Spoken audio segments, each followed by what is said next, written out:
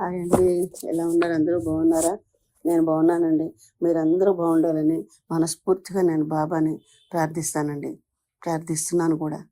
ఇప్పుడు నేను శ్రీపాద వల్లభ చరిత్రలోని 22వ అధ్యాయం చదువుతానండి. గురుదత్తు భట్టు వృత్తాంతము. జ్యోతిష శాస్త్రంలో భక్తులకు జాతక ఫలము కూర్చోగలవారు శ్రీపాదులొక్కరే. గురుచరుడు కృష్ణదాసును నేనును శ్రీపాదుల వారి సమక్షము తెలియరాని ఆనంద పారవశ్యమున ఉంటిమి. గురుదత్త పొట్టనడి జ్యోతిష పండితుడు ఒకడు శ్రీ గురుదేవుల దర్శనార్థం వచ్చి ఉండెను. శ్రీపాదుల వారు తనని ఎంతో ఆదరించిరి. ఒకనొక ప్రశాంత స్థలమును కూర్చొని సత్సంగము చేయవలసిందిగా మమ్మల్ని ఆదేశించిరి. మా యొక్క సంభాషణ జ్యోతిష్ శాస్త్రం వైపునకు మరలినది. నేను శ్రీ భట్టు మహాసేన అయ్యా, జ్యోతిష శాస్త్రం ఉన్నది చెప్పబడిన ఫలములు ఖచ్చితంగా జరుగున లేక ఫలములో మార్పులు చేర్పులు ఉండటి సంభవమా? మానవ జీవితం పూర్వకర్మ నిర్దేశితమా లేక మానవ ప్రయత్న నిర్దేశితమా అని ప్రశ్నించింది. అందరకు శ్రీ భట్టు మహాశయులు భాచక్రం అనగా నక్షత్ర కక్ష, దానిని ప్రారంభ స్థానం అశ్విని నక్షత్రము. ఈ నక్షత్రం యొక్క స్థల నిర్దేశమును చేయుటకు చైత్రపక్షం అనియు రైవత పక్షం అనియు 2 పద్ధతులు ఉన్నవి. రేవతి నక్షత్రం ఉండవలసిన స్థానమునకు 8 కళలు తక్కువ గల స్థానంలో ఉండుడిచి అది గ్రాహ్యము కాదు. అశ్విని నక్షత్ర గోళమును గుర్తించుట కష్టముగాన దానికి 180 అంశాలలోనున్న చిత్తా నక్షత్రము ఒకే గోళముగాను ప్రకాశవంతముగాను స్ఫుటముగాను ఉండుడిచే దానికి 6 రాశులు కలిసినడల అది అశ్విని అగును గాన చైత్రపక్షము గ్రాహ్యమైనది. అశ్విని నక్షత్రము త్వరగా ముఖాశ్విని శ్రేణి అని 3 గోళములుగా నిరూపించబడినది. శ్రీపాదుల వారు చిత్తా నక్షత్రంలో జన్మించడం కూడా విశేష కారణం ఉన్నది. 3 గోళములు ఒకే నక్షత్రముగానున్న అశ్విని కూడా వారి స్వరూపమే. అదే భాచక్రమునకు ప్రారంభము. అది వారి దత్తాత్రేయ స్వరూపము. కలియుగమున వారి ప్రప్రథమ అవతారము శ్రీపాద శ్రీవల్లభులు. ఇది అశ్విని నక్షత్రమునకు సరిగా సరళరేఖలో నుండి 180 అంశాల దూరంలో నుండి వారి జన్మ నక్షత్రమైన చిత్తా నక్షత్రము 180 అంశాలలో రూపములలో ఏ నక్షత్రం యొక్క కానీ గ్రహం యొక్క కానీ శక్తి కేంద్రీకరింపబడుచుండును. మానవులు వారి పూర్వజన్మ కృత ప్రారంధమునకు గణితపరముగా యోగ్యమైన గ్రహ సంపుట్లో జననమందెదరు. గ్రహములు మానవుల ఎడల ప్రేమభావన కానీ ద్వేషభావన కలిగి ఉండవు. వాటి యొక్క ఉత్పన్నమగు వివిధ కిరణములు, వివిధ స్పందనలు ఆయా కాలముల్లో ఆయా ప్రదేశాలలో ఆయా జీవులకు సంఘటనలను కలిగించుటకు సశక్తమై ఉండును. అనిష్ట ఫలముల బారిని తప్పించుకొనుటకు ఆ కిరణములను స్పందనలను నిర్జించగల స్పందనలను కిరణములను మనం కలిగి ఉండవలను. దీనికి మంత్ర తంత్రముల వలన కానీ ధ్యానము ప్రార్థన మొదలైన విధానం ద్వారా కానీ లేదా తన స్వకీయమైన యోగ శక్తి ద్వారా కానీ సాధింపగలము. అయితే పూర్వజన్మ కర్మ అత్యంత ప్రబలమై ఉన్న పైన చెప్పిన విధముగా ఏవీనూ పనిచేయవు. అట్టి పరిస్థితుల్లో ఒక్క శ్రీపాదుల వారే తమ తలరాతను మార్చి వ్రాయగలరు. ఆ విధంగా వారు మార్చి వ్రాయటకు మన వలన ఈ లోకంలో ఏదైనా ఒక మంచి ప్రయోజనం వనకూడు పరిస్థితి ఉండవలను. సాధారణ పరిస్థితుల్లో ఇది జరగని పని. సృష్టి యొక్క కార్యకలాపంలో కర్మదేవతల కార్యకలాపాల్లో శ్రీపాదుల వారు అనవసరంగా కలుగు చేసుకున్నారు. అయితే భక్తుని ఆవేదన శ్రీవారిని కదిలించును. శ్రీవారి హృదయం నందు ఉప్పొంగిన ప్రేమ కరుణ అను మహాప్రభావం దాటి కర్మదేవతల యొక్క శక్తి నిర్వీర్యమైపోను.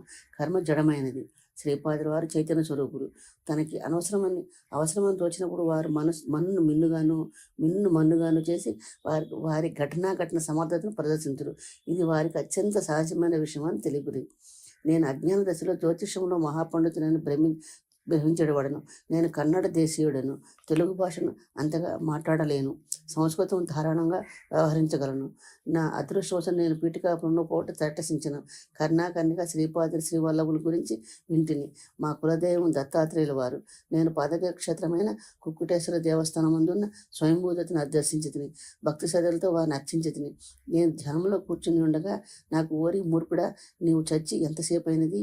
నీవు నా భక్తులను బీరము పలుకుచున్నావు. ముఖమునకు మంగళహారతినిచ్చి పాదములకు మేకులు కొట్టుచున్నావు.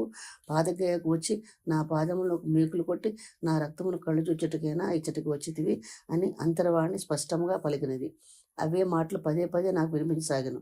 నేను జ్యోతిష పండించి నగుడిచే నా జాతకమును లెక్కకట్టి తిని నేను ఏ రోజున ఎన్ని గడియలకు ఈ శరీరం వదిలివేయవలసినది ఉన్నదో సరిగా అదే సమయమున పాదగయ క్షేత్రమైన స్వయంభూదత్తుని సమక్షమున ఉంటుంది. నేను నా నాడీ స్పందన చూచితిని, నాడి కొట్టుకునట్లేదు. హృదయ స్పందన చూచితిని, గుండె కూడా పనిచేయట్లేదు. నా ముఖం అద్దంలో చూచుకుంటున్నాయి, దానిలో జీవకళ్ళకు బదులుగా ప్రేత కళ్ళు ఉట్టిపడుచుండెను. నేను నవ్వునప్పుడు నా ముఖంలో అద్దంలో చూచుకుంటుని, ఏమున్నది గర్వకారణము, వికృతమైన ప్రేత కళ్ళతో చచ్చిపోయిన మనిషి పిశాచత్వం నుండి నవ్వుచున్నట్లుండెను. స్వయంభూదత్తుని ఆలయంలోని పూజారి బహుధనాసపరుడు. అతని సూక్ష్మ శరీరమును చూడగలిగితిని. నాకంటేనూ అత్యంత వికార కళలతో వాని సూక్ష్మ శరీరం ఉన్నది. నాలో ఏమూలనో దాగి ఉన్న వివేకము మేలుకొన్నది. శ్రీ వల్లభుల వారి దర్శనం చేసిన గాని నా దురవస్థ తొలగదని నేను తెలుసుకుంటుని. దేవతల ఆనందమైన స్వరూపులు. వారిది హృదయ స్పందనలు, నాడీ స్పందనలు లేకపోయినను ఆనందంగా ఉండేది ఉన్నత స్థితి. నా స్థితి చాలా అధ్వానముగా ఉన్నది. నా ఆత్మకు ఆనందము ఎంత మాత్రము లేదు, పైపెచ్చు దుఃఖభారముగా ఉన్నది. ఆత్మ శరీరమును వీడినప్పుడు శరీర బాధలు అంతరించును. అయితే నా ఆత్మ శరీరం వీడలేదు. అయితే జీవించి ఉండవలసిన నిర్బంధ స్థితిలో హృదయ స్పందనలను నిలుపుదల చేసి శిలగా ఉన్న స్వయంభూదత్తుడే గండికోట వారంట అవతారం ఎత్తినట. మరి శిలకు నాడీ స్పందనలు, హృదయ స్పందనలు ఉండవు కదా. మరి శ్రీపాదునికి నాడీ స్పందనలు, హృదయ స్పందనలు కలవు కదా. మహాలయ అమావాస్య నాడు పితృదేవతలకు పరమ పవిత్రమైన ఆ రోజున ఎవరో అవధూత వచ్చి భిక్ష స్వీకరించినట. వారే దత్తాత్రేయులట. ఆ దత్తప్రభు మల్లాది వారి దౌహోత్రుడిగా జననం అందినట.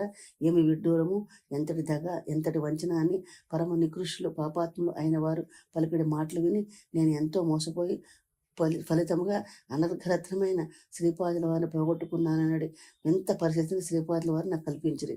నేను శ్రీపాదుల వారింటికి వేగముగా పరిగెత్తుకుని పోయి 10 సంవత్సరాల వయసుకుల శ్రీపాదుల వారి వీధిలోనికి వచ్చి, రారా బడవారా, బతికి ఉన్నట్లుగా నటిస్తూ చచ్చిపడి ఉన్న నీలాంటి చచ్చోదద్దములకు, మానవ రూప పిశాచాలకు సద్గతిని కలుగ చేయటం కోసం నేనే అకృత్యాల వల్ల రౌరవ నరకంలో ఘోర బాధలు అనుభవిస్తున్న మీ పితృతి కోసం అవధూత వేషధారణే మహాలయ అమావాస్య నాడు ఈ పవిత్ర గృహమునందు భిక్ష యాచించడానికి వచ్చింది ఎవరో తెలుసా? దత్తాత్రేయుడు ఎవరో తెలుసా? నేనే. ఎవరు పేరు చెప్తే రాక్షస పిచాచ గణాలు గజగడలాడిపోతాయో ఆ దత్తుడు నేనే. నేను శిలగా మార్చాను కానీ ఆకలి దప్పులు ఉంచాను. ప్రాణం తీశాను కానీ బ్రతుకున్నవాడిగా లోకాన్ని కరింపజేస్తున్నాను. నేను దత్తుడునో కాదు అన్నది తర్వాత తేలుద్దాం. ముందు ఈ విషయం చెప్పు. నువ్వు నిజంగా చచ్చిన వాడివి కావున బతుకున్నవాడిగా మోసం చేయవచ్చునా అని నన్ను గద్దించి పరిస్థితిసరికి నేను గజగజ వణికిపోయి. ఇంతలో సుమతి మహారాణి వీధిలోనికి వచ్చి ఆమె నన్ను చూసి భయపడుతూ, కృష్ణ కన్నయ్య, నిండుగా ప్రేతకళ్ళ ఉట్టిపడే ఈ అఘోరి ఎవరు? నువ్వు లోపలికి రా, కాస్త దిష్టి తీసివేసదని పలికినది. అంతటా శ్రీపాదుల వారి అమ్మ, ఇతడు అఘోరి ఇంకా కాలేదు, అఘోరిగా శవాన్ని కాల్చు తినే జన్మ రానున్నది. రాబోయి ఆ జన్మకు ముందుగా ఇప్పుడు ఇతడు నా వద్దకు వచ్చాడు. మన ఇంటిలో కాస్త చద్ది అన్నము ఏమైనా ఉంటే పెట్టు అమ్మ అని తల్లిని బతిమలాడిరి. శ్రీపాదుల వారి కోసం వారి జనని అఖండ లక్ష్మీ సౌభాగ్యవతి సుమతి మహారాణి కొలిదిగా చద్ది అన్నమును, తర్వాణి అన్నమును అట్టిపెట్టినది. శ్రీపాదుల వారు ఆ తర్వాణి అన్నం నాకు పెట్టి తొందరగా ఈ స్థలమును వీడి పొమ్మన్రి. నేను కుక్కుటే సారమునందు ఎదురుగా నుండి ఖాళీ స్థలంలో ఆ తర్వాణి అన్నము తింటిని. తిన్న వెంటనే నాకున్న దురవస్థ సర్వస్వ తొలగిపోయినది. నేను మరలా శ్రీపాదుల దర్శనార్థం పోయేతిని. అయితే సృష్టి గారు శ్రీపాదుల వారిని తమ ఇంటికి తీసుకొని పోయి శ్రీపాదుల వారు సృష్టి గారి పచారి కొట్టినందుండ్రి. వారు స్వయంగా వరహాలను తీసుకొని గల్లాపెట్టిలో వేయుచుండ్రి. శ్రేష్ఠి గారు స్వయంగా జొన్నలను బియ్యములను కొలిచి ఇచ్చుచుండ్రి.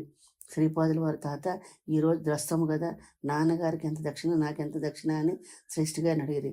అంతటా శ్రేష్ఠి గారి, కన్నయ్య, నాన్నగారికి ఇచ్చడిది పండిత బహుమానము, నీకు ఇచ్చడిది వెంకటేశ్వర స్వామి ముడుపు, మన ఇద్దరికి బేరసారములు లేవు, నీవు కావలసిన నీవు తీసుకొని వచ్చును, నాకు కావలసిన ఇవ్వలను అని శ్రీపాదులతో ముచ్చటించిరి. ఆ దృశ్యం ఎంతో మనోహరముగా ఉండెను. శ్రీపాది వారు కొంచెం బెల్లముక్క నోట్లో వేసుకొని ఆ బెల్లముక్క నాకు ప్రసాదముగా ఇచ్చిరి. తాత, నేను చేయించిన గణేష్ పూజ అయిపోయినది. గణేశుడు బెల్లముక్క నైవేద్యముగా నోట్లో వేసుకున్నాడు. నీవు రుజువు కావాలన్నా నా నోరు చూడుము అని తన వదన గర్వమును చూపించును. దానిలో శ్రేష్ఠి గారి ఏ మహాదోషం చూచడం నాకు తెలియదు. కానీ కొంతసేపు అయిన తర్వాత శ్రేష్ఠి గారు, బంగారు కన్నా గణేశునికి ఆకలైనప్పుడు మనల్ని అడగకుండా కానీ తనకి కావలసినంత బెల్లమును నైవేద్యంగా స్వీకరించవచ్చునని చెప్పమని శ్రీపాదుల వారితో అనరి. ఇంతలో అఖండ లక్ష్మి సౌభాగ్యవతి వెంకట శుభమాంబ వచ్చి శ్రీపాదుల వారిని అభ్యంగన స్నానములకు చేయించుటకు తీసుకొని వెళ్ళినది. నాయన శంకర భట్టు కుశిగతులు మాటలు విని నేను చెడిపోయి అఘోరిగా జన్మనెత్తడి దౌర్భాగ్యం నుండి శ్రీపాదుల వారు నన్ను ఈ విధంగా కాపాడి నన్ను కేవలం విధికే వదిలేసి ఉండినచో నేను పూర్తిగా పతనమై ఉండేవాడను అని గురుదత్తపొట్టి చెప్పాను. సద్గురువుల మానవాళి ఎందు తమకున్న అవ్యాజ ప్రేమ వలన పూర్వజన్మ కర్మఫలముల నుండి మనల్ని ఇట్లే నేర్పుగా విడిపించెదరు. దీనికోసము వారు తమ అమూల్యమైన శక్తిని కాలమును వెచ్చించుచున్నారు. శ్రీపాదుల వారి జాతకము సాంద్ర సింధు వేదం నుండి గణింపవలను. మామూలుగా గణితమునందుకు అది అందదు. తెదివారి నక్షత్రములు కూడా సాంద్ర సింధు వేదమును అనుసరించే ఉండును. శ్రీపాదుల వారును అప్పలరాశర్మ గారును బాపనార్ల వారును ఇంట్లో తెలుగు భాషలో పాటు సంస్కృతం కూడా మాట్లాడుకునేవారు. వారు హిమాలయాలలో సత్పురుషులు పవిత్ర భూమిలో మాట్లాడుకొను సంధ్యా భాషలో మాట్లాడుకునుట కూడా కలదు. సంబలలో మాట్లాడుకొను ఈ భాష సంస్కృతం కంటే భిన్నమైనది. ఆ భాష యొక్క మాధుర్యమును కానీ సౌమార్యమును కానీ వర్ణింపతరము కాదు. ఈ పీఠికాపురంలో శ్రీపాదుల వారును బాపనారుల వారును అప్పలరాజశర్మ గారు మాత్రమే ఈ భాషను మాట్లాడుకొనగలవారు. సత్య ఋషీశ్వరుని పేరుగాంచిన బాపనారులు వారితో తాత శ్రీకృష్ణుడు సత్యమును కానీ అసత్యమును కానీ పలుకువాడు కాదు, అతడు కేవలం కర్తవ్య బోధకుడు మాత్రమే అని శ్రీపాదుల వారు అనరి. అంతట బాపనారుల వారు కన్నా ఎల్లప్పుడూ సత్యమునే పలుకవలను, మాట వరుస కూడా అసత్యమును పలుకురాదు అని శ్రీపాదుల వారితో అనిరి. శ్రీపాదుల వారు మందహాసం చేసిరి. అదే రోజు మధ్యాహ్న సమయంలో వెంకటప్ప సృష్టి గారు బాపనారుల వారింటికి వచ్చిరి. సృష్టి గారికి ఒక ప్రగాఢ కోరిక ఉండేది. అదే బాపనారుల వారు తమ ఇంట భోజనం చేయవలననియు భోజనానంతరము తామిచ్చిన దక్షిణ విధిగా స్వీకరించవలననియు అది కూడా పరమ పవిత్రమైన మహాలయ పక్షాలలో జరగవలననియు దానివలన తమ పితృదేవతలు ఎంతో ఆనందించదురనియు వారి భావన. అసలు బాపనారుల వారు తమ కోరికను మన్నించదురో మన్నింపరో అని సృష్టి గారి మనసున శంక కలదు. ఆయనను శ్రీపాదుల వారిని మదిలో తలుచుకుని బాపనారుల వారి ఎదుట తన అభిప్రాయాన్ని వెల్లడి చేసిరి. బాపనారుల వెంట అప్రయత్నంగా తప్పక మహాలయ పక్షంలో శ్రేష్ఠి గారంటే భోజనం చేసేదనని దక్షిణ కూడా సేకరించేదని తెలిపిరి. శ్రేష్ఠి గారి ఆనందమును కవుతులు లేవు. శ్రీపాదుల వారు బహు చమత్కారులు. మహాలయ పక్షం జరుగుతుండగా వాగ్దానం పొందిన సృష్టి గారు కానీ వాగ్దానం చేసిన బాపనారుల వారు కానీ ఈ విషయం మరిచిపోయారు. మహాలయ పక్షం అమావాస్య మధ్యాహ్న సమయంలో బాపనారుల ఇంటికి శ్రేష్ఠి గారు వచ్చింది. శ్రీపాదుల వారు మందహాసం చేయుచు వాగ్దానం చేయనేకూడదు, చేసిన తరువాత దానిని తప్పక నెరవేర్చవలను, వాగ్దానం చేసిన మరిచిపోయినట్ల వాగ్దానం పొందిన వారైనను జ్ఞప్తికి తేవలేను, ఈ విషయంలో మీరిద్దరిని నేను సంజాయిషి అడుగుతున్నాను అండ్రి. అప్పుడు వారిద్దరికి తాము చేసిన తప్పిదము తెలియవచ్చును. జీవులకు ఎరుకని కలిగించుట్లో శ్రీపాదుల వారు ఎంత సమర్థులో విస్తృతిని కలిగించుట్లో కూడా అంతే సమర్థులని ఈ సంఘటన వలన తెలియవచ్చును. చేసిన తప్పిదమునకు వారిరువును ఎంత చింత కలిగను. వారిని ఓదార్చుచు మీరిద్దరికి విశ్రుతి కలిగించట్లో నా ప్రమేయం ఉన్నది. ప్రతి మానవుడిలోనూ నేను నేను అన్నది చైతన్య రూపం ఉన్నది. తల్లిదండ్రుల నుండి జీవుడు శరీరమునే కాకుండా నేను అనే చైతన్యమును కూడా పొందుతున్నాడు. ఈ నేను అనే చైతన్యమునకు విశ్వ ప్రణాళికలో నిర్వర్తించవలసిన ఒకనొక బాధ్యతాయుతమైన కర్మ ఉన్నది. అది తండ్రి నుండి కుమారునికి, వారి నుండి వారి కుమారునికి, అదేవిధంగా పరంపరాగతముగా వచ్చు కర్మబంధమై ఉన్నది. గృహస్థాశ్రమనందలి సన్యాసాశ్రమం స్వీకరించినప్పుడు మాత్రమే ఈ కర్మబంధం నుండి విడుదల కలుగుతున్నది.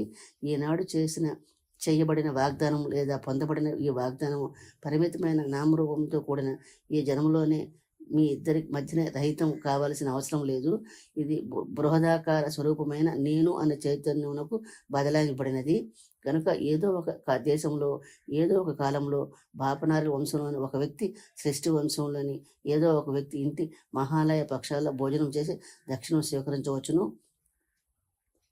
ఏదో ఒక వ్యక్తి మహాలయ పక్షం స్వీకరించవచ్చును అని ఎప్పుడు ఎలా ఏ విధంగా అనేది నన్ను మీరు అడగరాదు. కర్మస్వరూపములు చాలా సంక్లిష్టమైనవి, సూక్ష్మమైనవి. కొన్ని కర్మల భౌతిక కాలం వేరుగాను యోగకాలం వేరుగాను ఉండును. భౌతిక కాల రీత్యా ఈ మహాలయ పక్షాలలోనే ఈ కర్మ ఆచరించబడి తీరవలెను. అయితే యోగకాలం రాలేదు కనుక సుదూర భవిష్యత్తులోనికి నెట్టివేయబడినది అని శ్రీపాదుల వారి ఇరువురికి హితబోధ చేసింది. అంతటా నేను శ్రీపాదుల వారిని హితవు చేసిన భౌతిక కాలము యోగకాలం అన్నేమో వివరముగా తెలియజేయవలసింది భట్టు గారిని అడిగితిని. భట్టు మహాశయుడు భౌతిక కాలం భౌతిక దేశంతో పాటు మానసిక కాలం మానసిక దేశం అన్నవి కూడా కలవు. వీరికి తోడు యోగకాలము యోగ దేశము అన్నవి కలవు. ఒకనికి 60 సంవత్సరాల వయసు ఉన్నదనుకొనుము. అతడు 20 సంవత్సరాల వయసు ఉన్న వాని వల్లే నిరంతరము విద్యాశ్రమంతో ఉన్నాడనుకొనుము. అప్పుడు వాని భౌతిక కాలము 60 సంవత్సరాలుగా సూచించబడుతున్నది. అది శరీరం సంబంధించినది. అయితే అతని మానసిక కాలం మాత్రం 20 సంవత్సరాలుగా పరిగణించబడుతున్నది. అదేవిధంగా 20 సంవత్సరాల వయసున్న యువకుడు 60 సంవత్సరాల వద్దన ఉండేటి బరువు బాధ్యతలు ఉన్నాయనుకొనుము.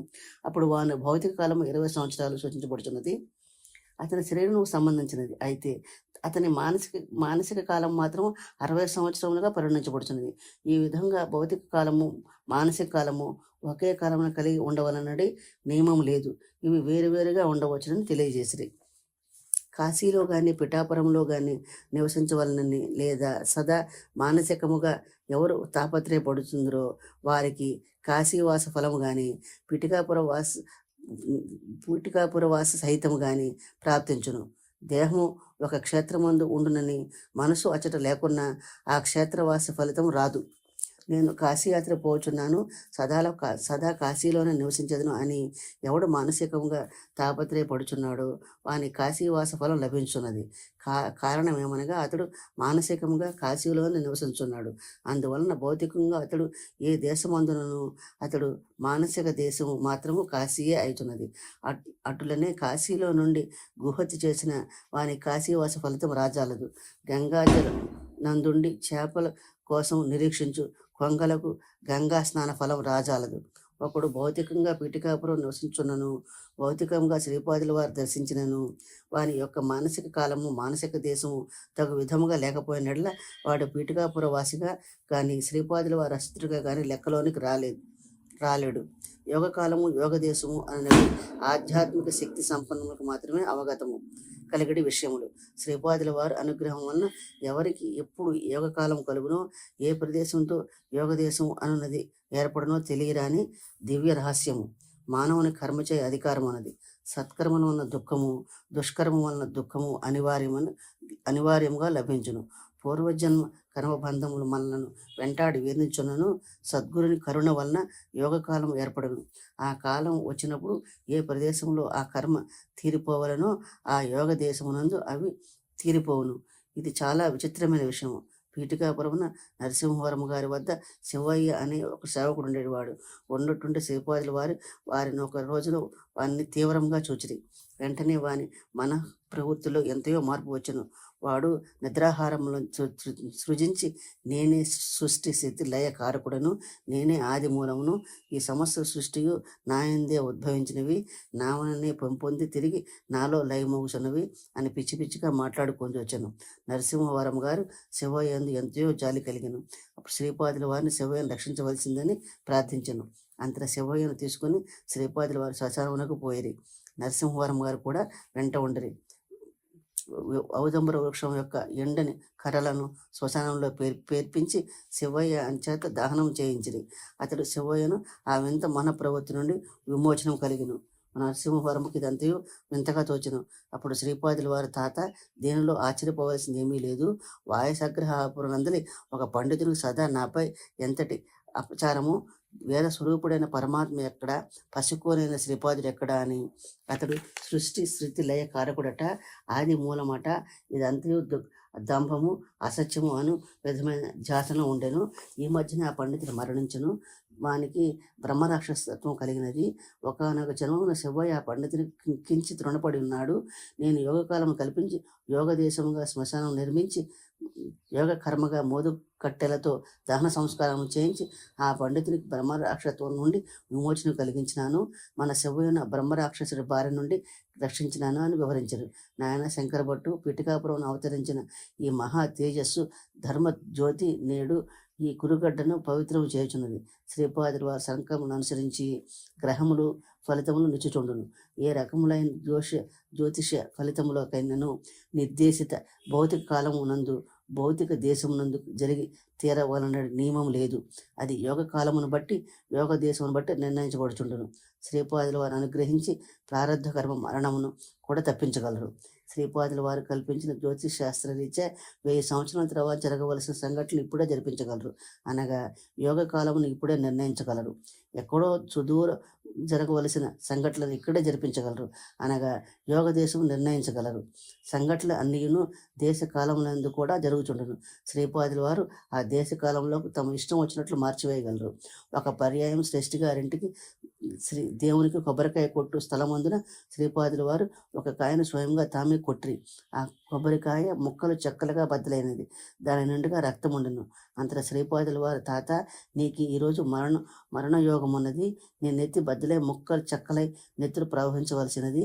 నేను దేశ కాలంలోనూ ఈ కొబ్బరికాయ ఆవాహింపజేసి నేను రక్షించేదని అని తెలిపిరి. వారిని ఆశ్చర్యపడిరి. ఇంతలో సాయం సంధ్య అయినది. ముగ్గురము శ్రీపాదుల వారి నుండి సెలవు తీసుకొని కురుగడ్డ వదిలి కృష్ణ ఈవలి ఒడ్డుకు చేరితిమి. శ్రీపాదుల వాళ్ళకు జయం జయము. 22వ అధ్యాయ పట్టణం వల్ల కర్మదోషములను పోగొట్టి మానవులకు కలుగు ఆటంకములను పరిహరించుతుందండి ఈ అధ్యాయ పట్టణం. మీరు కూడా ఈ అధ్యాయాన్ని శ్రవణం చేయండి. శ్రవణం అంటే వినడం అండి. 23వ అధ్యాయం చదువుతానండి. దాని ఫలితం చివరిలో చెప్తానండి. ఇప్పుడు శివ పూజ రహస్య వివరణము. శివయోగి భక్తి మహిమ. వారికి శ్రీపాదుల వారి ఉపదేశములు. నేను కృష్ణ ఏవలి ఒడ్డు నుండి కురుగడ్డకు ప్రయాణమగునంతలో ధర్మగుప్తుడను సద్వైషుడు తారాశలను. అతడు కూడా శ్రీపాదుల దర్శనార్థము కురుగడ్డకు వచ్చుచుండెను. ప్రసంగవశమున వారు శ్రీ పీఠకాపుర వాస్తవులైన శ్రీ వెంకటప్ప శ్రేష్ఠి గారికి బంధువులని తెలిసినది. నాకు కలిగిన ఆశ్చర్యం అంతులేదు. నాకు తారాశల్యుడు శ్రీపాద వల్లభుల వారి భక్తులందరూ శ్రీపాదుల వారి దివ్య చరితములను, లీలలను, మహిమలను, వారు చేయ అద్భుత సంఘటనలను తెలియచేట్లో ఒక్కొక్క ప్రత్యేకమైన వింత విశేష సంతరించుకొని ఉన్నారు. శ్రీపాదుల వారి జీవి చరిత్రలో ఒక్కొక్క సంవత్సరం జరిగిన వాటిలో కొన్ని సంఘటనలు మాత్రమే తెలియజెప్పబడినది. అవి ఒకదానికొకటి ఎంత మాత్రము సంబంధం లేని వింతలు. ఇదివరకు ఎన్నడూ నేను విని ఉండని చిత్ర సంఘటనలు. నాకు ఇప్పటి వరకు శ్రీపాదుల వారి 10 సంవత్సరాల వరకు జరిగిన లీలా విశేషములను క్రమ పద్ధతిలో వారి భక్తుల ద్వారా బోధ చేయుచుండ్రి. నేను కూడా నా మనసును ఇట్లా ఆలోచించితిని. ధర్మగుప్తుల వారు శ్రీపాదుల వారి 11వ సంవత్సరంలో జరిగిన సంఘటనను ఏమైనా నాకు తెలియచేతురేమో అని అనుకుంటుని. శ్రీపాదుల వారి క్షణక్షణ లీలా విహారి. అంతలోనే ధర్మగుప్తుల వారు నాతో ఇట్లు చెప్పనారంభించను. అయ్యా శంకరభట్టు, నేను శివభక్తులను. శ్రీపాదుల వారి 11వ సంవత్సరంలో శివయోగి ఒకడు పీఠికాపురమునకు వచ్చెను. అతడు చాలా యోగ్యుడు, కరతల భిక్ష చేయువాడు. తన వద్ద ఏ రకమైన సంచిని కానీ కంచమును కానీ మరే పాత్రను కానీ ఉంచుకున్నవాడు కాడు. అతడు చూపర్లకు పిచ్చివానలో ఉండను. అతడు తొలుత శ్రీ కుక్కుటేశ్వరాలమునకు వచ్చెను. అతడు పిచ్చి వాలకమునకు దూషరిత విగ్రహమును చూచి అర్చక స్వాములు ఆలయంలోనికి రానిరైరి. అతడు దేహస్మృతియే లేని అవధూత. అతడు మాటికి శివ పంచాక్షిని జపించుండెను.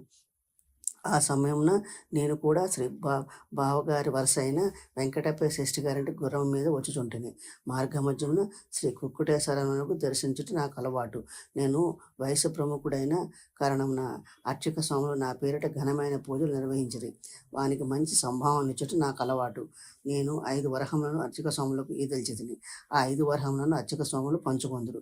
వారు ఆర్థిక పరమైన కష్టములను, వ్యతలను, బాధలను నాతో చెప్పుకొందురు. సనాతన ధర్మం రక్షించుటకు మీ వంటి సద్వయసులు అండదండలు అత్యంత ఆవశ్యకమండ్రి. ఇంతలో బయటనున్న శివయోగి విసురుగా లోనికి వచ్చెను. వానితో పాటు 2 త్రాచుపాములు కూడా లోనికి ప్రవేశించినవి. అర్చక స్వాములకు ముచ్చెమటలు పట్టినవి. ఆ శివయోగి అర్చక స్వాములారా, మీకు భయమేమి వలదు. మనము ఆరాధించు కుక్కుటేశ్వరునికి ఇవి ఆభరణములు. తండ్రిని బిడ్డను కౌగులించుకున్నట్లు ఈ నాగుపాములు తన తండ్రి అయిన కుక్కుటేశ్వరుని కౌగులించుకున్నట్టుకు ఆతృతపడుచున్నవి. ఇవి మనకు సోదరులతో సమానమైనవి. మనం మన సోదరులను చూసి భయపడుట, పారిపోవుట లేదా చంపబోట మహాపాపము. అర్చక స్వాములు చేయు విశేష పూజ వలన ఇవి ఇచ్చటకి ఆకర్షించబడినవి. నాగాభరణుడైన కుక్కుటేశ్వరుని మనము మరింత శ్రద్ధగా ఆరాధించేదము గాక. నమ్మక చమకములతో సుస్వరముగా రాగయుక్తముగా ఆలపించుడా నేను. అర్చక స్వాములకు ఏమీ చేయుటకును పాలుపోలేదు. అర్చక స్వాములకు అంతా వందిమాగతి జనముండెడివారు. అచ్చటికి వచ్చి భక్త జనముల్లో ఎవరైనా ధనవంతులై ఉండిన విశేషముగా సంభావన ఇచ్చువారైనచో వారిని సంతోషపెట్టు పెక్కు వచనములు పలికెడివారు. ఈ అర్చక స్వాములలో పీఠికాపురంలో ఉన్న సూర్యచంద్ర శాస్త్రి అతడు మంచి పండితులే గాక నిష్టగల అనుష్ఠానపరుడు. అతడు శ్రీపాదుల వారి యందు భక్తి ప్రేమలు మెండు. అతడు శ్రీపాదమును స్మరించి నమ్మక చమ్మకములను సుస్వరముగా రాగయుక్తముగా ఆలపించుండెను. అతడికి వచ్చిన నాగపాములు కూడా రాగతాళబద్ధముగా తమ పడగలను కదిల్చు తమ ఆనందమును వ్యక్తం చేసెను. సూర్యచంద్ర శాస్త్రి శివయోగిని పాపనార్ల ఇంటికి తీసుకొని వచ్చెను. శివయోగి సంతృప్తికరమైన భోజనం వసంగబడెను. అనంతరము శివయోగి శ్రీపాదుల వారి దర్శనం కూడా అయ్యను. శ్రీపాదుల వారు వానికి శివశక్తి స్వరూపముగా దర్శనమిచ్చి ఆ శివయోగి 3 రోజుల పాటు సమాధి స్థితిలో నుండెను. 3 రోజుల తరువాత శ్రీపాదుల వారు తమ దివ్య హస్తముతో వారికి అన్నమును తినిపించిరి. తదుపరి నాయన సనాతన ధర్మమునందు చెప్పబడు ధర్మకరమును ఆచరించబడు తరింపు చేయవలసినది పురాణములందరి విషయములు కల్పనలు కానీ అసత్యములు కానీ కానే కావు. వాటిలోని సామాన్య అర్థము వేరు, నిగూఢమైన రహస్యార్థము వేరు. అనుష్ఠానం చేసేటి సాధకులకు మాత్రమే దానిలోని అంతరార్థములు నిగూఢ రహస్యములు అంతఃకరణంలో స్మరించును. ఋతుకారకములకు సూర్యచంద్రాదిలో సూర్యుడు పరమాత్మకు ప్రతీకగా, చంద్రుడు మనసుకు ప్రతీక. చిశ్వర్య తేజస్సు మనోరూపమైన చంద్రునకు కూడినది కానీ సృష్టికారం నెరవేరదు. అమావాస్య అనున్నది మాయను ప్రతీక. ఆ మాయా స్వరూపమే ప్రప్రథమైన వసువులుగా అనడి పేరు గల కళలను సృజించున్నది. చంద్రబింబ అందు కళలను ప్రవేశపెట్టుట తిరిగి వాని తన యందు లయం చేసుకున్నట్టు జరుగుతున్నది. పరమాత్మ తేజస్సును మాయ మనోరూప చంద్రుని యందు ఏ విధంగా ప్రసరింపజేయుచున్నదో అదే విధంగా చంద్రుని యందు రవికిరణ ప్రసారం కలుగుచున్నది. మాయను అమావాస్యను జడ స్వరూపములైనను వాని వలన పుట్టిన జగత్తు మాత్రము చిస్సాన్నిధ్యమును బట్టి జడాత్మకమైనది.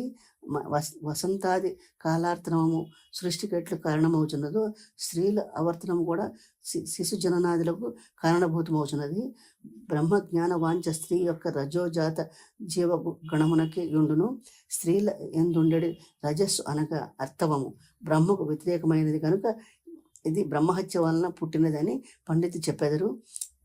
ఛందస్సులచే కప్పిపుచ్చబడినది కావున వేద రహస్యములను ఛందస్సుమందురు. వంక లక్షణము అర్థవమునకు నందు కనుక రుతిమతి అయిన స్త్రీని 3 రోజులు దూరంగా ఉంచెదరు. స్వర్గం అనేది స్వతసిద్ధ కాంతి గల తేజోగోళము. మత్స్యలోకం అనేది చావు పుట్టుకల గల లోకము. పాతాళములన్నీను సూర్యకాంతి వలననే కాంతివంతమలుగుచున్నవి కనుక వీన్ని కృష్ణులు అని పేరు. సప్త పాతాళమునకు జాతవేదాది అధిష్టాన దేవతలు కలరు. మనం నివసించు భూమి ఈ సప్త పాతాళమునకు ముందున్నది. దీనిని అగ్ని అనువాడు అధిదేవుడు. ఈ యనమండుని అధిదేవతలను అష్టవసువులని పేర్లు కలవు. సూర్యకాంతి వలన శోభిని పొందేవాడు కనుక వీరిని వసువులను పిలిచెదరు. ఈ 8 గోళములకు మధ్యనున్న వాయు స్కంధములను సప్త సముద్రములందరూ. వాయువులకు సముద్రములు అన్నాడు సంజ్ఞ కలదని మహర్షి చెప్పి ఉండెను.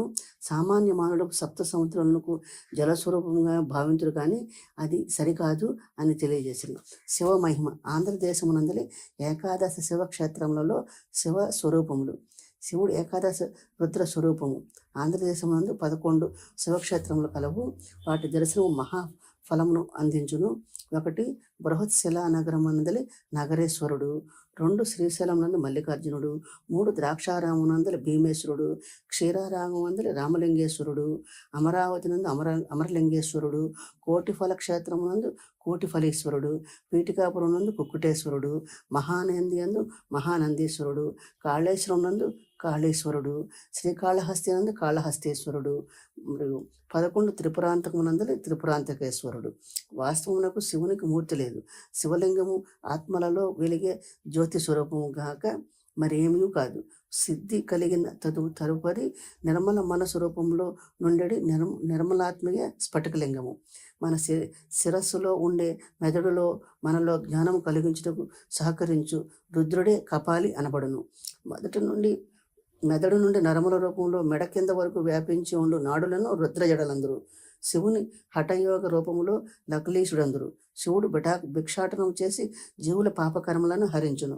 ఈ సృష్టి యందు రాగతాళబద్ధమైన సృష్టి స్థితి లయములనడి మహాస్పందనలను కనుగుణముగా ఆనంద తాండవములు చేయును. కనుక శివుని నటరాజని కూడా అందరు. శివుడు పరమానందకారకమైన మోక్షసిద్ధిని కూడా ఇయ్యగలడు. చిత్ అనగా మనస్సు, అంబరమనగా ఆకాశము లేక బట్ట. ఆకాశ రూపంలో ఉండువాడే చిదంబరుడు. నీవు చూచడి ఈ విశాల విశ్వంలోని రోదసి స్వరూపమును రుద్రస్వరూపమే. ద్వాదశ జ్యోతిర్లింగములు రాశి చక్రములలో 12 రాశులను ప్రతీకలు కనుక శివుడు కాలస్వరూపుడు. అష్టదిక్కులు ఈ అష్టమూర్తి యొక్క చిదాకాశ స్వరూపమే. పంచభూతములు అతని పంచముఖములు. పంచ జ్ఞానేంద్రియములు, పంచ కర్మేంద్రియములు, మనస్సు కలిసి ఏకాదశ రుద్ర రుద్ర అని అని అనుచున్నారు. వీరికే ఏకాదశి రుద్రని అందరు. ఉమామహేశ్వర రూపము నిత్య ప్రసన్న రూపము.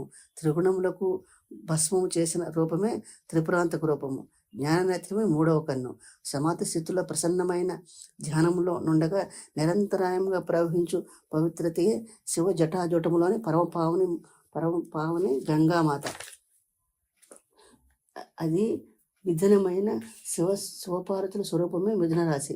అర్ధ నక్షత్రంలో ఆకాశంలో వెలుగుతున్నప్పుడే శివుడు దర్శనం ఇస్తాడు.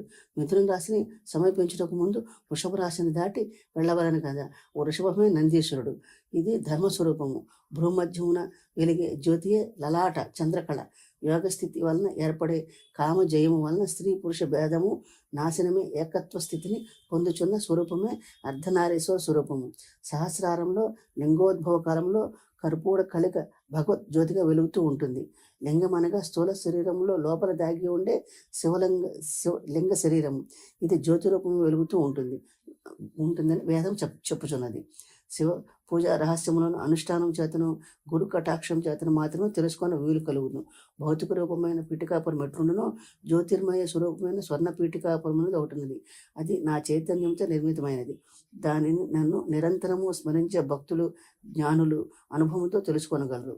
వారు ఎంతెంత దూరంలో ఉన్నను స్వర్ణ పీఠికాపుర వాస్తవులే అవుదురు. వారికి నేను సర్వదా సులభుడను. భౌతిక పీఠికాపురంలోని కుక్కుటేశ్వరానందు నీవు చూచిన అర్చక స్వాములు ప్రథమ గణములచే అంశచే జన్మించిన వారు. భూరతపేస పిశాచి మహాగణములు ఎన్నయో ఉండను. యోగాభ్యాసం చేయకొలదును, శ్రీపాదులు వారు ఆరాధించుకొలదును, ఆయా భూత ప్రేతములు అలజడి సృష్టించునే ఉండును. ఆ అడ్డంకములను దాటి నన్ను చేరువారు ధన్యులు. నా పేరిట సంస్థానము మా మాతామహ గృహమందు ఏర్పడి తీరునని అనేక పర్యాయములు చెప్పి తిని. నా సంకల్పం అమోఘము. చేముల బారుల వలె లక్షల భక్తగణములు యోగి గణములు నా సంస్థానమును దర్శించగలరు. ఎవరు ఎప్పుడు ఎంతమంది ఏ విధముగా రావాలనో నేనే నిర్ణయించదును.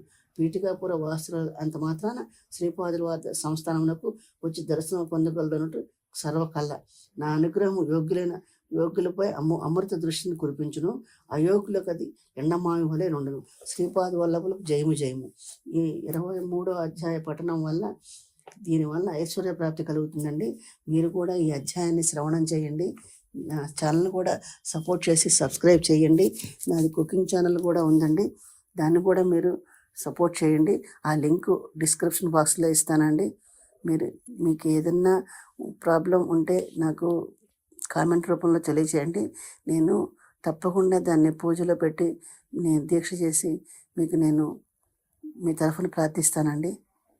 24వ అధ్యాయం చదువుతానండి. శ్రీపాద వల్లభ చరిత్రలోని అర్ధనారీశ్వర తత్వ వివరణ. తదుపరి నేను ధర్మగుప్తుల వారిని శివునికి గల రకరకముల ఆభరణములు ఆయుధములకు సంబంధించిన అంతరార్థములు ఏమైనా ఉన్నచో వివరించవలసిందిగా ప్రార్థించింది. దానికి ధర్మగుప్తుల వారు, అయ్యా శంకరభట్టు, గణపతి దేవునికి పాశాంకుశములు ముఖ్య ఆయుధములు, అటులనే విష్ణువునకు సుదర్శన చక్రం ముఖ్య ఆయుధము, అదేవిధంగా శంకరుల వారికి త్రిశూలం ముఖ్య ఆయుధము. త్రిశూలమునకు పైన 3 కొనలుగా ఉండి అవి అగ్నిజ్వాల రూపంలో ఉండును. ఆ 3ను అడుగును కలిసి ఒకే ఒక స్థూలహస్తముగా ఉండును. సత్వ రజ స్తమో గుణములకు ఈ 3 కొనలు సూచించును. వీటి యొక్క ఏకత్వము నిజానికి అదే త్రిగుణాతీతము. ఈ అంతర్ధారమునే త్రిశూలము సూచించును. అంతేకాకుండా ఇడా పింగళ నాలుగు ద్వారా శ్వాస ప్రవహించి భూమధ్యమున ఉండేది శిరస్థానంలో చేరుకొనుచున్నది. ఇడా పింగళ సుషుమ్న అనబడు ఈ 3 నాడులను బ్రహ్మజ్ఞానం ఏదైతే ఉన్నదో దానిని త్రివేణి సంగం అందరూ. త్రిశూలంలోని అంతర్ధానం అదియే. రెండవది నాగాభరణమును కలదు. కుండలిని శక్తి విజృంభించినప్పుడు అష్టసిద్ధులు కలుగును. సర్పాకారం నుండి కండలన్నీ సూచించుటే శంకర భగవానుని నాగాభరణులని కూడా అందరూ. శివునకు ఈశ్వరుడని కూడా పేరు. ఈ మహాశుద్ధులన్నీ సర్పం వలె ప్రమాదకరమైనవి. వాటిని వశమందుంచుకొని లోక కళ్యాణం ఉపయోగించేవాడు కనుకనే శివునికి ఈశ్వరుడని పేరు వచ్చినది. శివునికి త్రిశూలమునకు డమరకం కట్టి ఉంటుంది. శబ్దగుణం ఆకారము అని చెప్పబడినది. ఆకాశం శబ్దం యొక్క ప్రకంపనలు ప్రయాణించును. మనము మంత్ర జపం చేసినప్పుడు కానీ వినినప్పుడు కానీ స్పందనలు వెలువడి ఆ స్పందనలు శివ డమరక ధ్వని వంటి దానిని మన చెవుల్లో కలిగించును. మంత్ర పునరుచ్చరణ చేయటం వలన యోగికి ఆనందం కలుగును. ఈ ఆనందము వలన తాండవం చేయను. దీనికి గుర్తుగానే డమరకమును పరమేశ్వరుడు ధరించును. కనుబొమ్మల మధ్య ఉండే ఆజ్ఞా చక్రమే సమస్త జ్ఞానమునకు కేంద్రమై ఉన్నది. జ్ఞానికి అతీంద్ర దృష్టి కలుగుటకు ఆజ్ఞా చక్రం వికసించవలను. ఈ చక్రం ద్వారానే భూత భవిష్యత్ వర్తమానములకు యోగి గ్రహించగలుగును. ఇది పరమేశ్వరుడు మూడవ కన్ను. ఈ జ్ఞానరత్నం వికసించినడల కామస్వరూపుడైన మన్మధుని దహించుటకు వీలు కలుగును. శివుని యొక్క నివాసము శ్మశానం చెప్పబడినది. యోగాగ్ని వలన సమస్త కోరికలకు భస్మము కాగా యోగికి పరమశాంతి ప్రదాయకమైన నిర్వాణ స్థితి అనుభవంలోకి వచ్చును. జ్ఞానం యొక్క స్థితిని తెల్లటి రంగుతో పోలుస్తారు. అదే విభూతి. మనిషికి ఆలోచనలు కోరికలు నశించటం వలన శుద్ధమైన జ్ఞానం కలుగుతుంది. దానివలన ఆనందం కలుగుతుంది.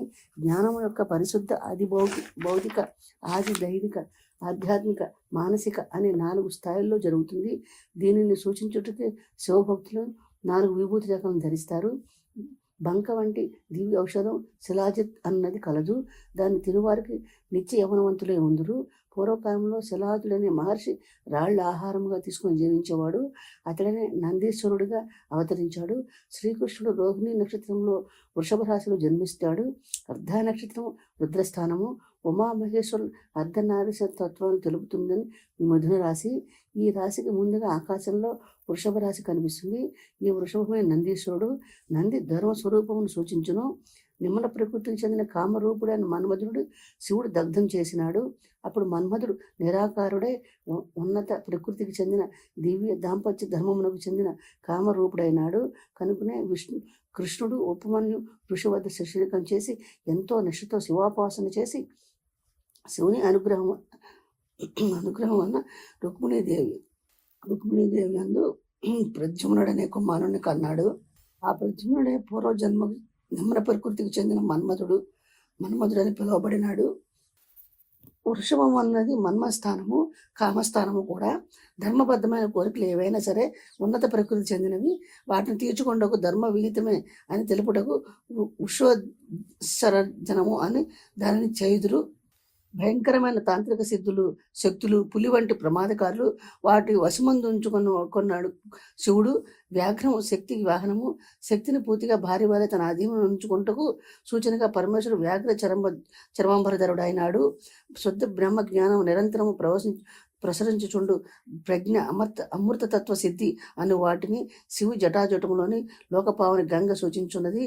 ఇటువంటి నిత్య ప్రసన్నత్వం వలన కలిగడి మహాప్రశాంత ఆనంద ఆహ్లాదమయ స్థితిని చంద్రవంక సూచించున్నది. అందుచేత చంద్రకళాధరణ తత్వం అమృతత్వ సిద్ధికి ఆనందమయ స్థితికి ఆలవాలమైనది. అర్ధనారీస్ తత్వంలోని అంతరాత్మం ప్రాణులను జీవింపజేసే శక్తి అనగా ప్రాణశక్తి రెండును విభాజితమై ఒకటి స్త్రీలోను అండాశయమునందు శోణితముగాను పురుషునిలోని శుక్లముగాను ఉండి ఈ రెండింటి కలయిక వల్ల జీవుడిగా ఏర్పడుచున్నది. అయితే సృష్టిలో అమ్మ నాన్న అను 2 తత్వములు కలిసి ఏకాకృతిలో ఉండేది జీవి వానపాము. స్త్రీ పురుషుల ఉభయలోనూ స్త్రీ పురుష తత్వములు 2 ఉంటాయని శరీరంలో కుడి భాగంలో ఉండే శక్తిని పురుష శక్తిగాను ఎడమ భాగంలో ఉండే శక్తిని స్త్రీ శక్తిగాను గుర్తించవలను. అదేవిధంగా కుడి భాగంలో ప్రవహించే శ్వాస రూప శక్తిని పింగళ నాడిగాను ఎడమ భాగంలో ప్రవహించే శ్వాస రూప శక్తిని ఎడానాడిగాను గుర్తించవలను. ప్రాణాయామం చేసేటప్పుడు కుడివైపు శ్వాస పీలిస్తే శరీరంలో వేడి పుడుతుంది కాబట్టి దాన్ని సూర్యనాడి అంటారు. ఎడంవైపు శ్వాస పీలిస్తే శరీరం నుండి చల్లదనం వస్తుంది కాబట్టి దాన్ని చంద్రనాడి అంటారు. కాల పురుషుని శరీరంలో చక్ర రాశిలోని మేషరాశి నుండి తులారాశి వరకు వేడినిచ్చే 6 మాసాలను సూర్యనాడి అన్నదురు. ఆశ్వయుజం నుండి ఫల్గుణం వరకు ఉండే 6 మాసాలను చంద్రనాడి చంద్ర ఈ సూర్యచంద్రుల గతి వలన పౌర్ణిమ అమావాస్యలు ఏర్పడతాయని మనం గ్రహించవలను. యోగి అయినవాడు తన శరీరంలోని శ్వాసలోని సాధన ద్వారా కాలచక్రంలోని సమస్తమును సిద్ధింపు చేసుకుంటాడు. భూత భవిష్యత్ వర్తమానాలను సమస్తమును గుర్తించగలిగిన కాల జ్ఞానము పొందుతాడు. ఆ కాలచక్రంను అర్ధనారీస్తత్వంగా ఎన్నడూ విడదీయరాని జంటగా గుర్తించవలెను. రాత్రింబవళ్ళు పౌర్ణమి అమావాస్యలు వంటి సమస్తమును ఒకదాని తర్వాత ఒకటి దృశ్యమానమవుతున్నది. అయితే ఇంకొకటి దానికి ఆధారంగా ఉండును. రాత్రి లేకుండా పగలు కానీ, పగలు లేకుండా రాత్రి కానీ ఉండజాలవు. తల్లి తండ్రి అనే పిలువబడే అర్ధనారీశ్వరులు ఈ అనంత సృష్టి యొక్క సంచలనమునకు కారణమవుతున్నారు. శివుడు సంహారకారుడనుటలో అంతరార్థము పాత సృష్టి పోయి కొత్త సృష్టి వచ్చుతున్న అర్థము.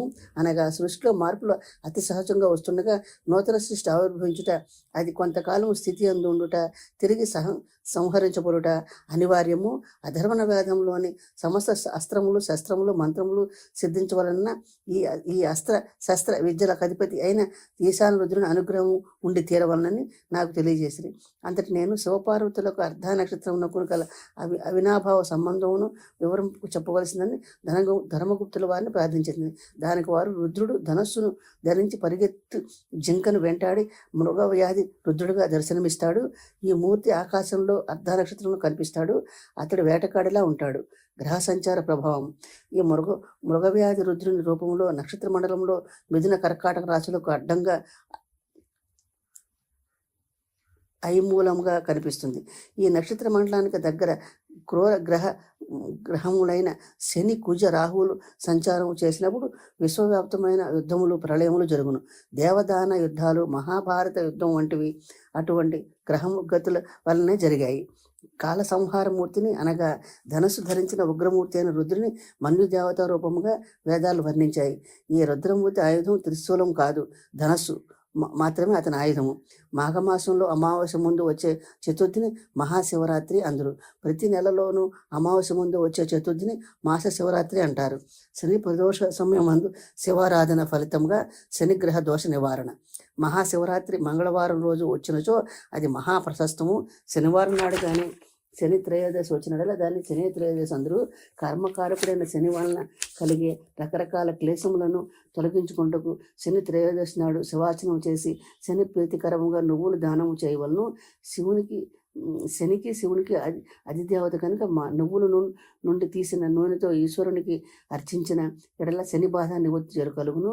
శనివారం నాడు ప్రదోష సమయం ముందు శివారాధన చేసిన ఎడల శనికి అధిదేవత శివుడు కావున సమస్తమైన కర్మదోషములను తొలగి సుఖశాంతులు పొందగలరు. శని కర్మకారకుడు, శివుడు సంహారకారకుడు. సమస్త విధమైన అశుభ కర్మలను మహాపాపములను భస్మీపట్లము గావించుకొని శుభప్రదమైన నూతన దివ్య తేజోమయమైన శుభస్పందనలతో మానవులు శరీరము మనసు బుద్ధి అహంకారము చిత్తము ఆత్మ పరిశుద్ధము నుండి ఆనందదాయకమైన నూతన జన్మము పొందవచ్చును. ఏ మానవుడైనా శని ప్రదోష సమయంలో శివారాధన చేయవలను. ఈ విధముగా చేయగా శని శాంతించును. శనివారం నాడు రాత్రి కాలమునందు జీవుని యొక్క సమస్త విధములైన కర్మ దోషములను అధిష్టానం దేవతలైన అందశక్తులు అనగా అదృశ్య రూపమును ఉండేది నల్లని కాటుక రూపమును ఉండేది దురదృష్ట శక్తులు విధ్వంసక శక్తులు ఆ మహాకాళ శక్తి స్వరూపమైన మహాకాళిలో నిలయం చెందును. ఆ మరునాడు అనగా ఆదివారం నాడు సూర్యోదయ ప్రాంతమైన సవిత్ర మండల మధ్యవర్తిని అయిన మహాశక్తి అనుగ్రహ విశేషమున సాధకునకు నూతన జీవితము ప్రారంభమగును. అశుభప్రదమైన పాపకర్మలు మూటను పరమేశ్వరుడు యోగాగ్నిలో దగ్ధం చేయబడును. పంచభూతాత్మకైన శివస్వరూపము. శివుడు పంచభూతాత్మకుడు. మన శరీరంలోని మూలాధారం నుండి పృథ్వీతత్వం ఉండును. దీనికి ప్రతిగా సాధకుల చేత పార్థివ లింగం పూజించబడుతున్నది. స్వాధిష్టాన చక్రం నందు జలతత్వం ఉండును. దీని ప్రతీకైన జలలింగము మణిపూర చక్రం నుండి అగ్నితత్వం ఉండును. దానికి సంబంధించిన ప్రతీకైన జ్వాలాలింగము. దీన్నే హిరణ్య గర్భస్థానం అని అందరూ. కంఠస్థానమందు అనగా విశుద్ధమందు వాయుతత్వం ఉండును. దాని ప్రతీకైనది వాయులింగము. ఆకాశ స్థానమైన హృదయమునందు దానికి చిదంబరం లింగం అని అందరూ. ఆకాశం అన్నది పిలువబడే చిదంబర లింగమునకు అసలు ఆకారమే ఉండదు. ఈ పంచభూతాత్మకమైన శివలింగముల ఆరాధన దర్శన అర్చన విశేష ఫలప్రదము. చిదంబర క్షేత్రంలో తెర వెనుక దాచి ఉంచిన చిదంబర రహస్యం అనగా తెర ఎత్తితే లోపల ఏమీ ఉండదు. శుద్ధాకాశమే శివుని ఆత్మలింగము. హృదయమే చిత్ స్థానము కనుక ఆత్మకు నివాసమైనది. ఆకాశ స్థానం అని తెలుసుకొనవలెను. అసలు ఆకాశమునకు ఆకారమే ఉండదు కదా. ఏకాగ్ర దృష్టిలో మనస్సును కేంద్రీకరించి నిజతత్వమును ధ్యానించి యోగులకు హృదయాకాశం తెరుచుకొని తన హృదయాకాశంలోనే సమస్త సృష్టి యావత్తు బ్రహ్మాండము, నక్షత్రములు, తారకులు మొదలైనవన్నీ దర్శనమిచ్చును. రుణమనగా పాపము, రుణము లేనిది అరుణము. పరమేశ్వరుడు దహరాకాశుడు అతడు అరుణాచలేశ్వరుని రూపంలోను, అరుణాచలంలో కొండ రూపంలోను, ఒక మహాసిద్ధుని రూపంలోను అరుణాచలముందు ఉన్నాడు. అతని దర్శనము సమస్త పాపక్షయకరము. ఆ అరుణాచలేశ్వరుడే నేడు మానవాకృతిలో పీఠికాపురంలో శ్రీపాద శ్రీవల్లభ అవతారంలో అవతరించి మనలో ధరింపు చేయ ఉద్దేశంతో ప్రస్తుతం కురుగడ్డలో దివ్య తేజ విరాజితుడై ఉన్నాడు. కురుగడ్డ అరుణాచల పర్వతమునకు సమానమైనది. అర్ధనారీశ్వర రూపమునందున్న అరుణాచలేశ్వరుడు శ్రీపాద శ్రీవల్లభుడు. అరుణాచలమందున్న మహాసిద్ధుడు కూడా ఈ యతీశ్వరుడు వేషధారియే. అరుణాచలమందున్న కొండ సాక్షాత్తు శివస్వరూపమైనట్లే ఈ గురుగడ్డ సాక్షాత్తు శ్రీ వల్లభుల వారి రూపమే. అరుణాచల శివలింగమునందు శివశక్తులు ఉన్నట్లు శ్రీపాద శ్రీవల్లభ రూపమునందు శివశక్తులు ఉన్నవి. అరుణాచలమందులే మహాసిద్ధుని రూపమునందున పరమేశ్వరుని దర్శనం అత్యంత దుర్లభము. అయితే శ్రీపాద శ్రీవల్లభ రూపము ఉన్న ఈ మహాసిద్ధు రూపము సాధకులకు అత్యంత శుభప్రాయమైన ఉన్నది అని నాకు తెలియజేసింది. అప్పుడు నేను, అయ్యా, ఇంతవరకు శ్రీపాద శ్రీవల్లభుల వారు శ్రీ పద్మావతి దేవి సమేత వెంకటేశ్వర స్వామి అని సంయుక్త స్వరూపమని నేను విని ఉంటిని. మీరేమో వారిని శివశక్తి రూపమంటరి. శని ప్రదోష సమయంలో శివారాధన చేసిన మహాపుణ్యం అని చెప్పుచుండ్రి. నాకంతేను గందరగోళముగా ఉన్నది. దయించి నాకు విషదపరచవలసిందని ధనగుప్తుల వారిని అడిగితిని. దానికి ధర్మగుప్తుల వారు నవ్వుతూ, అయ్యా, శ్రీపాద శ్రీవల్లభుల వారు దివ్యతత్వము సప్తఋషులకి అవగతం కాదు. ఆయనను నా శక్తి కొలది మీకు వివరింప ప్రయత్నించదను. శ్రీ వెంకటేశ్వర ప్రభువులు కృతయుగం నుండి ఉన్నారు.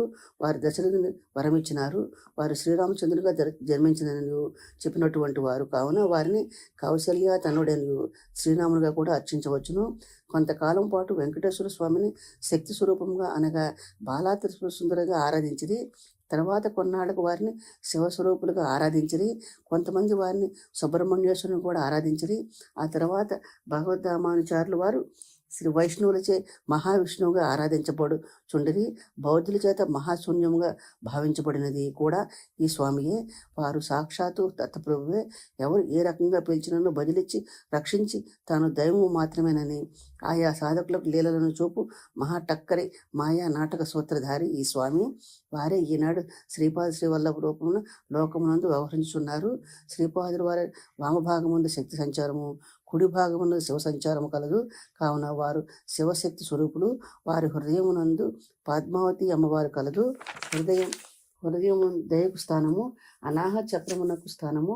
అక్కడ నుండి శక్తి ఊర్ధ్వ చక్రములకు అధో చక్రములకు చేరుచుండును. అందువలన మరి యొక్క చైతన్యమయ దివ్య శరీరంలో వారు శ్రీ పద్మావతి వెంకటేశ్వరులు. వారు వాణి హిరణ్య గర్భుల స్వరూపము కూడాను. పరాపశ్యంతి మధ్యమ వైఖరి స్వరూపముగా ఉండేది వాణీదేవి అనగా సరస్వతీదేవి వారి నాలుగుపై ఉండును. వాణీమాత దివ్య మానసము, హిరణ్య గర్భుని దివ్య మానసము అద్వైత శిశులో నుండును. అసలు చిదంబర రహస్యం అనగా వారు 3 రకమైన చైతన్య స్వరూపములను ఏకకాలంలో ధరించదురు. ఒక శరీరమునకు మరొక శరీరమునకు ఏ కొలతలతోనూ కూడా కనీసం స్పర్శ కూడా ఉండదు. వారి వాణి హిరణ్య గర్భులనడి చైతన్య స్వరూపమును, శివపార్వతులనడి చైతన్య శరీరమును, పద్మావతి వెంకటేశ్వరుని చైతన్య శరీరమును ఏకకాలమున ధరించుచు వీటికి అతీతమైన శ్రీపాద శ్రీవల్లభుల వారి చైతన్యము శరీరంలో ఒకటి ధరించిరి. ఇది వారి యోగమాయ, వారి వైష్ణవమాయ. ఇదే వారి చిదంబర రహస్యము. వారిని ద్వైతులనను, విశిష్టాద్వైతులనను, అద్వైతులనను, అన్నిటికీ అతీతులనను చెల్లును. కారణమేమనగా వారు యోగమాయకు వైష్ణవమాయకు అంతూ పొంతూ లేదు. జగన్మోహిని అవతారం ధరించి దేవతలు మాత్రం అమృతమును పంచిన టక్కరికి మోహిని రూపమును పరమశివుని మోహింపజేసి అనగా మన్మధుని అవసరమే లేకుండా మోహింపజేసి ధర్మశాస్త్రం జన్మింపజేసి ఈ మోహిని రూపము నేనే, ధర్మశాస్త్రం నేనే అని జ్ఞానమునిచ్చే దత్తప్రభులకు అసాధ్యమే ఉండును. ఆత్మ మాయ చేత తను తానే సృష్టించుకొనుచున్నదని చెప్పిన కదా. మోహిని రూపమును ఉన్న తానే ధర్మశాస్త్రిగా సృష్టించుకున్నాడు. ఆహా, ఎంత టక్కరి విధానము అని చెప్పి నన్ను ఆశ్చర్యపరిచింది. శ్రీపాద వల్లభులకు జయము జయము. 23వ అధ్యాయ పఠనం వల్ల దివ్య దాంపత్యమునకు అనుకూలతకు మంచిదండి. ఈ అధ్యాయ పఠనం మీరు కూడా ఇది శ్రవణం చేయండి. 25వ అధ్యాయ పఠనం వల్ల ఫలితం తర్వాత చెప్తానండి. ఈ అధ్యాయాన్ని పఠించండి, మీరు శ్రవణం చేయండి. 25వ అధ్యాయం చదువుతానండి. శివారాధన పద్ధతులు మరియు వాటి ఫలితములు. శివారాధన ఏ విధంగా ఏ పద్ధతిలో చేయవలనో తెలిపి నన్ను అనుగ్రహించవలసిందని నేను ధర్మగుప్తుల వారిని కోరితిని. అంతటా ధర్మగుప్తుల వారు, అయ్యా శంకర భట్టు, పంచాక్షరిని జపానుష్ఠాన పద్ధతి ద్వారా చేయుట మొదటి పద్ధతి, మహన్యాస విధానంగా శివారాధన చేయుట రెండవ పద్ధతి, రుద్రాభిషేకం ద్వారా శివారాధన చేయుట మూడవ పద్ధతి, పంచాక్షరులని 5 అక్షరములు పంచభూతములకు ప్రతీకులు, జీవుడు పశువు వలె మమకారాది బంధములలో తగిలి ఉండుటచే పశువు అనబడును. ఈ పశుబంధ విమోచనం చేయువాడే పశుపతి. శివ పంచాక్షరి మంత్రం 5 కోణములు గల నక్షత్రముగా వర్ణించబడినది. ఆ పంచకోణ మంత్రములలో మోక్షమిచ్చు మంత్రములు మొదటి రకము కాగా, భోగభాగ్యం ఉండిచ్చు మంత్రము రెండో రకము. పంచోపచారములతో భూతత్వమునకు చందనమును, జలతత్వమునకు కొబ్బరి నీళ్లు, అగ్నితత్వమునకు దీపారాధన, వాయుతత్వమునకు మంచి సువాసననిచ్చు సాంబ్రాణి ధూపము వంటివి, ఆకాశతత్వమునకు ఘంటానాదము అనేవి చెప్పబడినవి. పంచాక్షరులని 5 అక్షరములకు వాటి తత్వములను సాధన చేయు వారికి 5 రంగులలో 5 తత్వములు దర్శనమిచ్చును.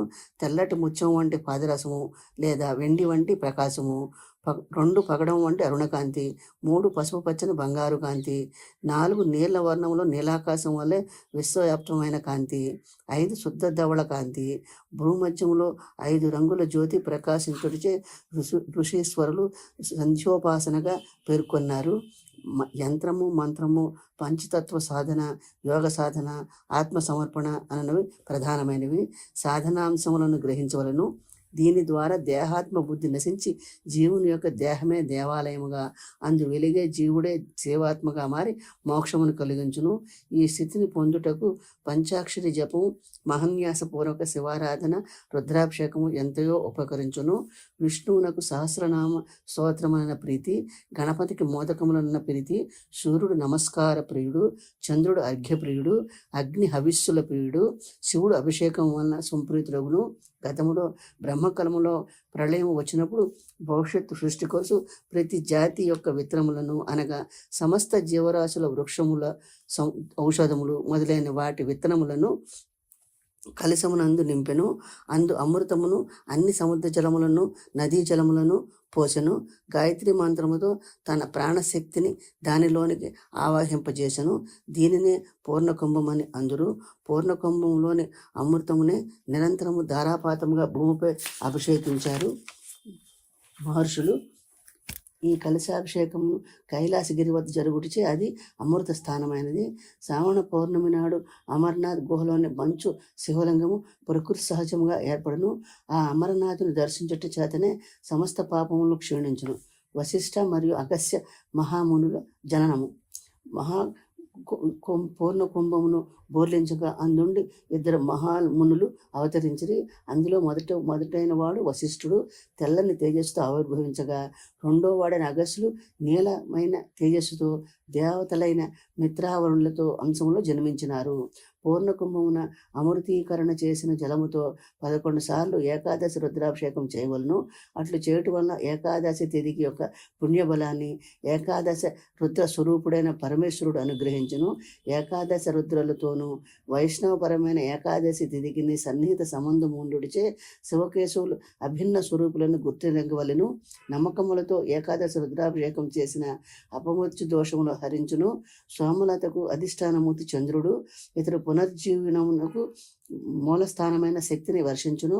ఈ చంద్రకళనందు యోగి శిరస్సులో భూమధ్య పైన కనుబొమ్మలకు పైగాను సహస్రమునకు ముందుగాను వెలుగుచుండును.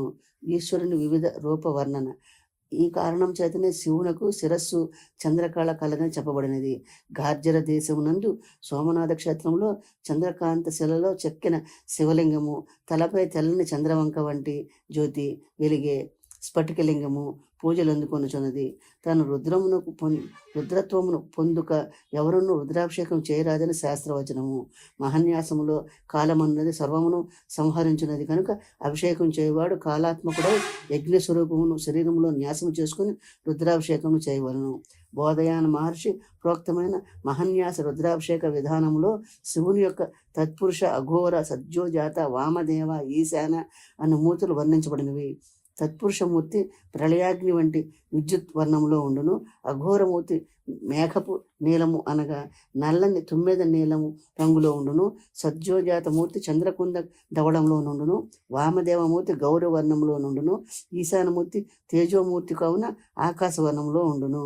రుద్రులు వేల కొలది సహస్రముల సంఖ్యలో ఉన్నారని చెప్పబడినది. అనగా రుద్రగణములు అని చెప్పుపడు దేవతలు గుణములకు 3 చొప్పున ఏకాదశ రుద్రమూర్తులుగా 33 కోట్ల రుద్రగణములు కలరనియు.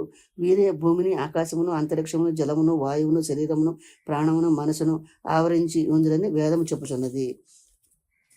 శ్రీపాదుని అర్చించు సమర్పించిన వారికి 33 కోట్ల రుద్రగణముల అనుగ్రహం లభించును. ఈ 33 కోట్ల రుద్రగణములకును ప్రభు గణపతి. అందువలన తనలోని గణపతి తత్వమును యోగపరంగా తెలియజేయుటకు శ్రీవల్లభుల వారు గణేశ చతుర్థి నాడు ఈ భూమి మీద అవతరించింది. అందుచేత శ్రీపాదులను స్మరణ చేయువారు, అర్చించువారు 33 కోట్ల రుద్రగణముల అనుగ్రహం పొందగలరు. రుద్రాక్షల వర్ణన. శివభక్తులకు రుద్రాక్ష ధారణ తప్పనిసరి. వీనిలో బ్రహ్మజాతి, క్షత్రియ జాతి, వైశ్య జాతి, శూద్ర జాతి అనే రుద్రాక్షలు కలవు. తెల్లని రుద్రాక్షలు బ్రహ్మజాతివి, అవి దొరుకుడు అరుదు. ఎర్రని తేనె రంగు రుద్రాక్షలు క్షత్రియ జాతివి. చింతగింజ రంగు రుద్రాక్షలు వైశ్య జాతివి. నల్ల రుద్రాక్షలు శూద్ర జాతివి.